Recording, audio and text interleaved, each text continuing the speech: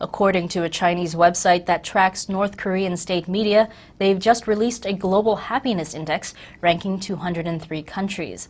According to this index, China ranks #1 in happiness, North Korea a close second.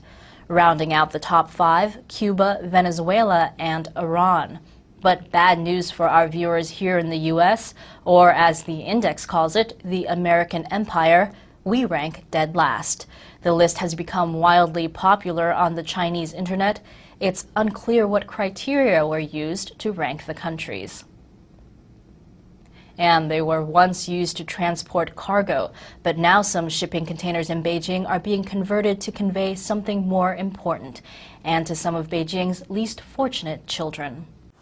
China's rules on urban resident status leave about 260 million Chinese migrant workers without basic services. The same applies to the workers' children, who don't qualify for free public education.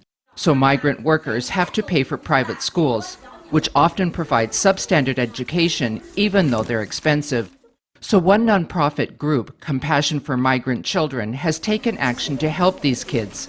CMC has created free after-school facilities and programs for migrant youth in Beijing. For many of the kids, these unorthodox classrooms made from shipping containers are the best way to supplement their schooling. The homework the teacher gives us to do in the evenings is quite hard. Here we can ask the teacher if we can't do it, and that's why we come here. Many of CMC's programs are provided in community centers like this one in the Heixiao neighborhood of Beijing. This one can accommodate about 200 students.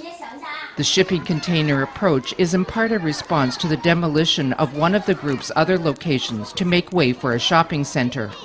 Mobility helps when there's a risk of city bulldozers taking down more permanent structures. So these classrooms, they're built out of shipping containers. They're completely renovated, and in the event that we need to move because of urban development, we can just pick up these containers and move with the families as well.